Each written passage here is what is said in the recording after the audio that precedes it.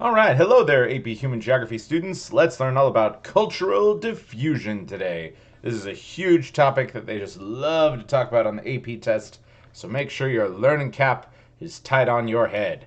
So let's see what cultural diffusion is all about. Gotta make sure this thing clicks, and there we go. All right, so this is a good kind of visual representation of diffusion. It's the diffusion of McDonald's. And McDonald's started in the United States. It's kind of a basic burger. But as McDonald's goes around the world, what happens to McDonald's? Like the food starts changing and sort of molding based on the cultures of the people who are now consuming McDonald's around the world. And I usually love talking to kids. Usually have one kid who's been to a McDonald's in another country. And it is kind of interesting to see the different things on the menu. But it is usually some kind of like Americanized version of the local cuisine. And then here's the Christian faith. So the Christian faith started in Jerusalem, but then it kind of bounced around Europe in a really weird way. It didn't like move in a contagious fashion. It kind of just went to all the major cities. So we'll talk about this kind of diffusion as well. All right, so cultural diffusion is the spread of learned ideas, innovations, and attitudes. Hold on. Sneezed. Each cultural element originates in one or more places it spreads. Some things spread a lot, some things don't spread a lot, and that's really what we're talking about. How do elements of culture spread all over the world? Okay, now, not everything will spread. There are some, well, hold on, let me take that back. There are some things that governments and cultures do to really try to restrict the spread of a cultural idea. And usually it's the older members of a society. They don't really want to see their society change. They don't want to see it being edited at all. But I counteract the thing that I mentioned at the very beginning because they will only resist or slow the spread of an idea. An idea will never stop entirely. There will always be some people in a society, no matter how oppressive it is, that are learning about things from other cultures, that are experiencing media and fashion and religion and all the ideas from the cultures of the world. So, yeah, political barriers, that's like North Korea. There are some people in North Korea, it could be a very small amount, that are watching American media. Economic barriers, some people don't have the money to afford an iPad or an iPod, but there are people even in the poorest countries in the world that are doing stuff with high levels of technology. And then, yeah, technological, some countries just don't have the uplink. So, anyway, that everyone will get ideas eventually. So, like, here's a picture of Iran where women gotta cover themselves up, but they still look at pictures like this, okay, and they're like, whoa, that's a pretty cool dress that lady's wearing. Maybe we could wear it someday too. And then, yeah, digital South Africa. So these kids are getting connected to the internet. Here's movies in China. So they're experiencing American cinema and they're watching like Avengers movies and stuff. And here's North Korea saying how much it hates America, but there's some people who are seeing otherwise. And yeah, like here's some Koreans being like, we like America. America's cool. All right, so there are 4 types of diffusion that we're going to talk about. Hierarchical, contagious, stimulus, relocation. So the first one, hierarchical. This references that picture of Christianity I showed you in the beginning, where Christianity kind of leapfrogged around the major cities of Europe. It did not go in a consistent fashion. And hierarchical usually goes to a niche part of your society. It'll either go to the really rich people of society or the really poor people of society. It won't be a cultural concept that everyone will appreciate equally. A good example of hierarchical diffusion would probably be the app TikTok. When TikTok first came to the United States, teenagers and young people really got all up on it. It wasn't really something that old people really vibed with. And yeah, a whole lot of pop culture spreads in a hierarchical way. And usually, pop culture is only going to be found in the big cities. Even in like small villages or cities around the United States, there are young people there, but a lot of those young people, they aren't like super into pop culture stuff or TikTok stuff. That's pretty rare. Okay, and then the next kind of diffusion is contagious diffusion, and this is diffusion that spreads in a completely geographic pattern. It starts in one spot and then it kind of equally goes out in all directions. Imagine like a growing blob that's just continually growing in every way. Some ideas of contagious diffusion. That could probably be the COVID-19 pandemic. I mean, it started in China and then it hit Korea. But then it did kind of hierarchically bounce around the world a little bit.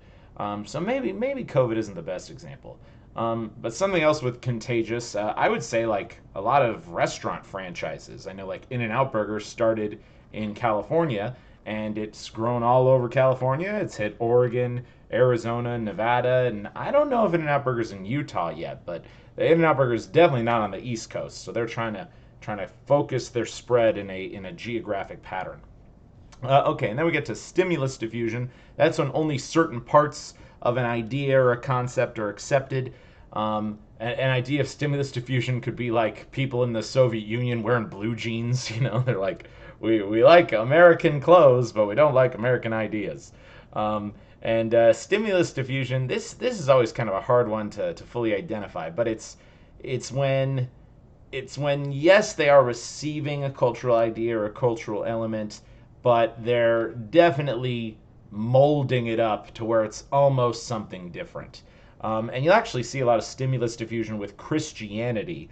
If you see Christian people all around the world, they have very different depictions of Jesus and different sort of ways of professing their faith. So stimulus is usually applied with religion a lot. And lastly, we get to relocation diffusion. It's when humans migrate around the world and they bring their ideas with them. And relocation diffusion is a huge reason how religion got to so many parts of the world. It was usually some holy man who was like, this is the right way to do Jesus. So he at first relocated and spread, the proper gospel. But then once he eventually dies, people pick up parts of his idea and then a stimulus diffuses from there. Some other examples of relocation diffusion. I don't know. I have a Korean flag hanging up in my classroom, and I brought that from Korea, and I still eat Korean food and do Korean-y stuff. So maybe I'm relocating diffusion South Korean concepts. But yeah, it's you're spreading an idea, but it's mostly because people are moving, not necessarily because native people are adapting to the idea initially. All right, cool. Moving on. Actually, let me say one more example of relocation diffusion. So when I went to South Korea, I knew that I'd be a pretty rare thing, an American living abroad. So I bought some cowboy boots, and believe it or not, I found two other guys in South Korea who also were Americans who had cowboy boots. So the three of us went walking into a bar one time with cowboy boots, and so many Korean people were amazed. They're like, "Oh, cowboy입니다," and I'm just like, "Yeah." So us bringing over cowboy fashion, that is relocation diffusion at its finest. All right. And then, yeah, global diffusion. This is just a picture way of imagining some of those diffusion patterns. If any kid wants to know more about these, just let me know, but I'll skip over it. All right, identify that diffusion. So this is the Islamic faith. It started in Mecca, and then it went zoop, zoop, zoop, zoop, zoop, zoop, zoop, zoop, zoop. I would say this is largely contagious diffusion. But you're like, Mr. Brown, if it was truly contagious, it would have gone all over this part of Africa and it would have gone all up in there. And it kind of eventually does, kids. Like, Islam does spread in all directions out of Mecca. And it is a good example of contagious diffusion. You could even argue relocation diffusion because the peoples from Arabia moved out and they're like, learn about Islam. But I think contagious is the cleaner answer. Okay, and then Christianity, on the other hand, we already saw this one. Christianity did not move in a contagious fashion. By 325 AD, it first moved hierarchically because these sort of darker orange spots, that's the only spots where there were lots of Christians in 325.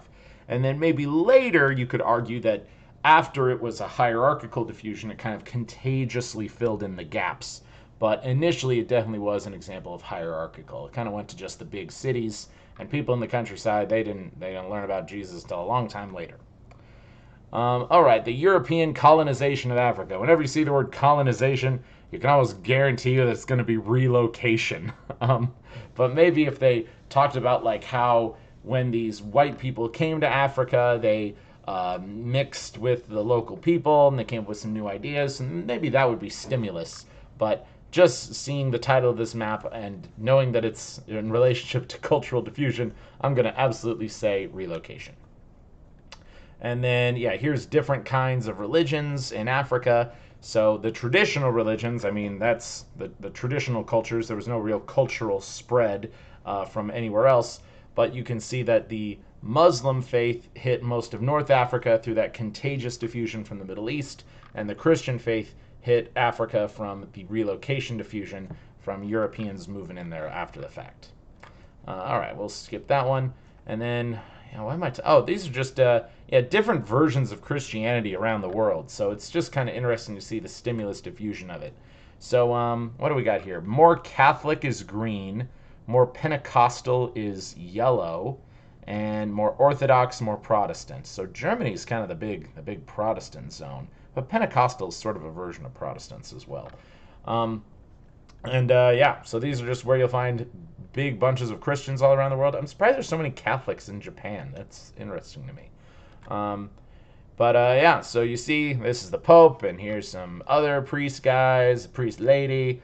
This is, I think, a Coptic guy, and there's Putin with the Orthodox Church. So Christianity is not a one-size-fits-all package, kids, and it's because over time, through the various spread of the Christian faith and how it interacted with other cultures and other ideas, it turns out to be I don't want to say a wildly different religion all over the world, but it's definitely not the same. All right. Okay, and now we get to today's main topic, syncretism. Oh, I always say this word wrong. Syncretism. Syncretism. So syncretism is where a new cultural trait is created by the fusion of two distinct cultures. And if any of you guys know like music terminology, if two musical instruments are in sync, it's saying that two different instruments are playing the same notes and they make kind of a unique harmonious sound. And it's sort of that same vibe, but with a cultural element. So if two cultural elements come together and create something new, that is syncretic. And the example I'm really going to explore with this is the British game rugby and the Polynesian dance called the Haka. It's kind of like a war dance. So these two things have synchronized together in just about everything that New Zealand does. And I think it's super cool. And it's showing you how two cultures can merge together and make something really awesome. So this is the game of rugby. It's kind of like football. And these guys are doing the Haka war dance. Get it? Okay, so first of all, let's learn about the Haka. So it's a traditional war dance that Polynesian soldiers did before a battle. And I encourage you to watch a Haka on your own. I remember even reading about this, that in the ancient past, when two of these Polynesian islands would have a war with each other, there'd be like 100 guys who would get to one island, the 100 guys would also get there, and before they would fight, they would dance. And these dances just got really epic and really crazy. And sometimes, if the people were so good at dancing, the other side might just say, okay, you win the battle, we don't even have to kill each other anymore. Your dancing skills were just so epic. Which is really awesome. Okay, so yeah, there's Polynesia. It's sort of all these islands near New Zealand, Hawaii, the Pacific Ocean, and these guys are doing the Haka, being wild. All right, and then rugby is a game similar to American football, as I said, and it's played pretty much in all the countries that were formerly British colonies. So rugby's a deal in Canada, South Africa, India, Nigeria, New Zealand, Australia, Malaysia. It's a deal there. And then what else? Bangladesh, Pakistan. So it's a big part of all these places around the world.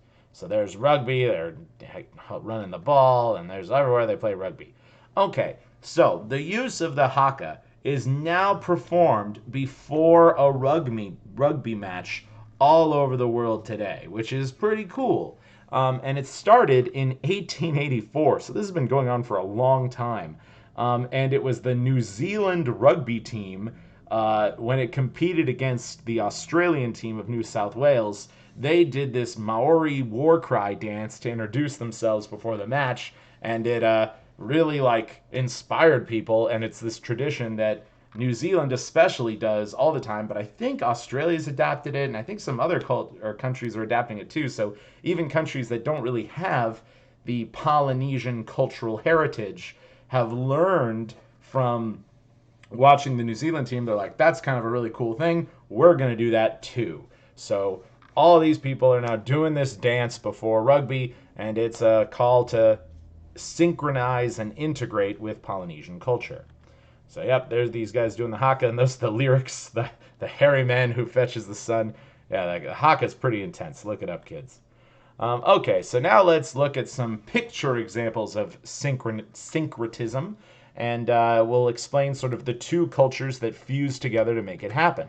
So this is an American TV show called Avatar: The Last Airbender, and I hope you guys have seen it. It's really one of the most fantastic animated series of all time, but it's obviously based on Japanese animation styles, but so much of the content of the show Avatar: The Last Airbender, it has like Buddhist traditions, and it has Chinese traditions and Japanese traditions, and you could really analyze the various bending nations. Like the Fire Nation is clearly a reference to Japan, the Earth Nation clearly a reference to China, the Water Nation a reference to Eskimos, and the Air Nomads, they're a reference to Buddhist monks, especially Tibetan monks.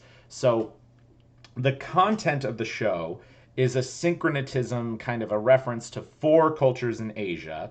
The animation style is a reference to Japanese animation style, and the show is written, done, and performed by Americans. So it's kind of a 3-4-way synchronized show, which has a big blending of many, many cultural elements, and the show is just fantastic.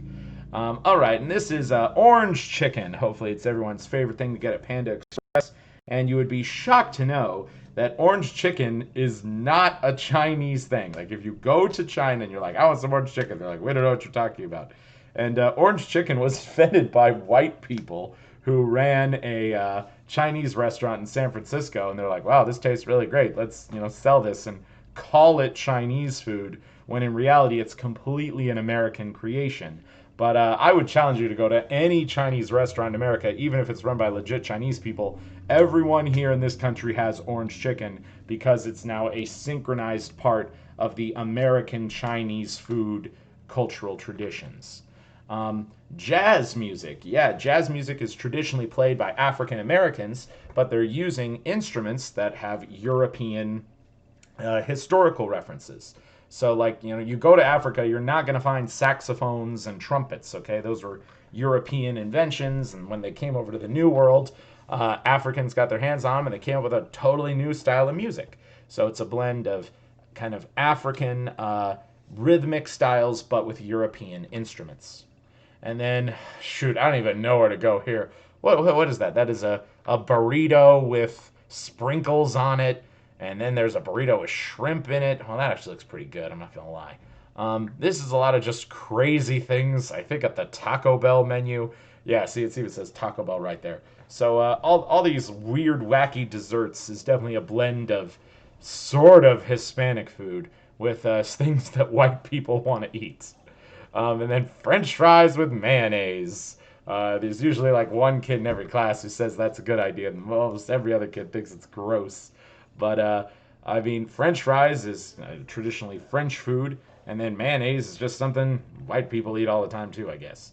And then the Spam burger, you'll find this in a lot of Polynesian parts of the world. So having a burger with a big old slice of Spam, that's cool. What do we got here? The KFC chicken tacos. This is absolutely a blend of American culture and Latino culture, but I don't think these look really great. I think they look kind of gross. All right, next things we'll talk about are acculturation, assimilation, and cultural convergence. These are all sort of similar, so I've got to deep dive into them. Acculturation is when someone slowly begins to adopt the traits of a more dominant culture. So, for example, when I moved to South Korea, I slowly started speaking the Korean language. I slowly started eating more and more Korean food. But the first couple weeks there, I ate a whole bunch of like stuff from Burger King and sandwiches and all that. Um, and yeah, the example I have there, a family migrates to America, speaks English in public but Spanish at home. Yeah. All right, and then assimilation. This is when one culture abandons all their old norms and totally adopts a new cultural element. So, for example, Italy never had tomatoes before they discovered the New World. I don't even know what Italian food looked like 500 years ago, but because they found tomatoes in the New World, they brought them back to Italy, and Italians have never looked back, and just about every dish in Italy is all about the tomatoes. Another example of assimilation is Ireland. The people there used to speak Irish, but nowadays, like, Irish is functionally a dead language, and and the official language of Ireland today is English, and everybody in Ireland speaks English. So acculturation is when you're like starting to get into another culture, and assimilation is when it's 100% in a part of how you live your life, 100% a part of your culture. Um, and then cultural convergence. This is kind of a similar idea to syncretism and stimulus diffusion. It's the two-way blending, though, of cultures. So this is how it's different. It's like when both sides are learning from each other and both sides are changing, hopefully for the better. So, for example, you go over to a Filipino friend's house, you create lumpia burgers, and the lumpia burger is like half lumpia and half like American, and it's a total mix blending of both. You can't really say one is more impactful than the other. So yeah, lumpia burgers sounds like a great idea. I would eat those. And then yeah, representatives at the United Nations. The whole idea is like if you go to the United Nations, you're not going there to say, "Hey, person from Thailand, I'm better than you." Everyone's trying to learn from everybody else. Everyone's trying to be a better person. So these are all those big concepts. All right. So there's the Dalai Lama eating, I think, pizza. So yeah, that's him slowly getting what were we gonna say, acculturated to America. And here's some girls in the Middle East, or probably Indonesia or Malaysia, playing soccer. So it's weird. They're wearing shorts, but then they're also wearing hijabs or niqabs. So that's interesting too. This was the transformation of an Indian guy. So when he was a young man, he wore traditional Indian clothes, and now he wears white people clothes. So he's been fully assimilated. And then, yeah, here's the movie Karate Kid. So Jaden Smith is teaching Jackie Chan how to like be cool, and Jackie Chan's like how to be kung fu. So they're both blending off of each other, and they're having a cultural convergence. All right, so let's connect some of these pictures with today's ideas. So here's a McDonald's in Arabia, or McDonald's in Saudi Arabia. So this is, usually I throw this out to the students, try to connect as many words as you can to this picture. So if you can do that, just go ahead and shout at your screen, I guess. Here's Selena Gomez dressing up like a woman from India. Here's a sushi pizza. I would eat that. I'm just saying. Looks pretty legit. They've got little ramen pieces as the fake cheese. Oh, wow. And then here's all kinds of different McDonald's menus around the world. So they just kind of adapted to all parts of planet Earth. And then the Whopperito. I don't know if I'm okay with this one. This is a cultural blending gone wrong. They tried to synchronize Hispanic food and American food, and I'm passing on that one. All right, here's some more pictures to make connections to. So Pokemon being so popular in the United States, it's kind of a blend of Japanese and American ideas. And then here's the big Elvis convention in Manila in the Philippines. So for whatever reason, a lot of Filipino dudes think Elvis is super duper cool. So that's definitely a cultural blending. And Avengers is a huge deal in Asia. Just about every Chinese kid has watched it. So that's a blending of cultures. Here's a KFC in Africa. So that's cool. And here's Japanese baseball. And yeah, people really get into Japanese baseball. So the sport started in America, goes over to Japan. You got grandma showing up in her kimono. So good old Japanese baseball, blending cultures. All All right, so let's look specifically about Buddhism, and let's see how Buddhism has experienced cultural divergence. So this is definitely in the same realm of everything else I've talked about today, but it's saying that your culture sort of started unified, but as time went on, your culture sort of broke into different elements. And it can happen through migration, isolation, environment, and the big thing is just distance, okay? More space. If it's sort of like playing the game telephone, you tell somebody this long paragraph, and then as soon as they tell it to 10 people down the line, like some of the information gets lost and the things change and things get altered. So it's pretty rare to have one unified cultural force that's truly the same over across a big distance on planet Earth, because usually things will edit and adapt to fit these various needs. So let's check out Buddhism. All right, so Buddhism started in India, way over here in the Ganges River, and it sort of spread in all directions. But wherever it went, Buddhism, well, maybe at first it was kind of one united religion, but as I'll show you, things started to split and change as history progressed. So Buddha's born in Nepal, get it. And then there's the Buddha. All these people love Buddha statues. And yeah, you just look at how the Buddha statues start looking different all over the world. And yeah, there's just different interpretations. There's fat Buddha, there's skinny Buddha, and then there's blended Buddha. Hopefully not Nazi Buddha. This is actually a Buddhist symbol. Don't think of it as like the Nazis. All right, and then yeah, Buddhism in Tibet. They got these red robes. They have a really unique architecture system.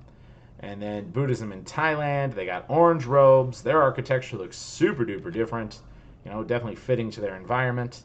Buddhism in South Korea. I'm pretty familiar with this. Also very different architecture. They've got gray robes. And then Buddhism in Japan, they got Halloween colored robes, kind of similar to Korea, but still different as well. So Buddhism's different all over the dang world. All right, so now more kind of quizzes of types of diffusion. White dude in Africa, relocation. Christian church in Thailand, run by Thai people. That would probably be stimulus. And I'm going to just assume that it's probably not 100% of the same Christianity that they got from the original people. An American military base in Afghanistan, that would be relocation. Chinatown in San Francisco, that would probably be syncretism, because it's a whole lot of big blending, a lot of probably new stuff you wouldn't see even in the rest of San Francisco, of course, or in any part of China. And then Korean League basketball, that would probably be stimulus. Maybe even hierarchical. It depends how far spread that basketball system is. So yep, here's just various kinds of diffusions all over the world. Culture, it's spreading. All right, so type of cultural adoption. Let's see what we got here. Here they are. They've got different languages on this sign. It looks like it's French, English, and then letter N.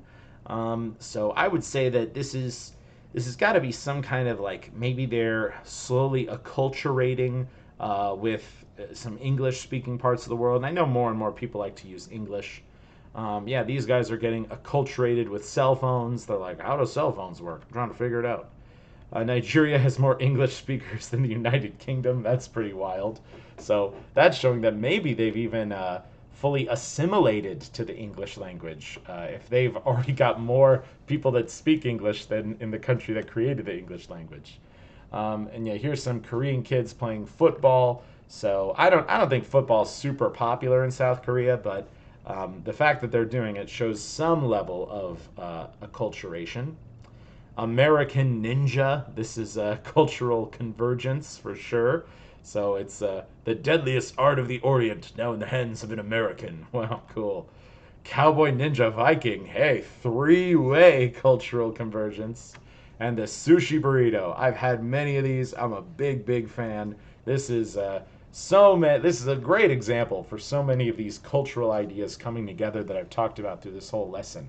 So stimulus diffusion, cultural convergence, syncretism, sushi burrito has it all. And then don't be racist. Be like Mario. He's an Italian plumber created by Japanese people who speaks English and looks Mexican. So yeah, Mario is our great example of the the 5-way cultural syncretism. All right, that's it for me. Peace out.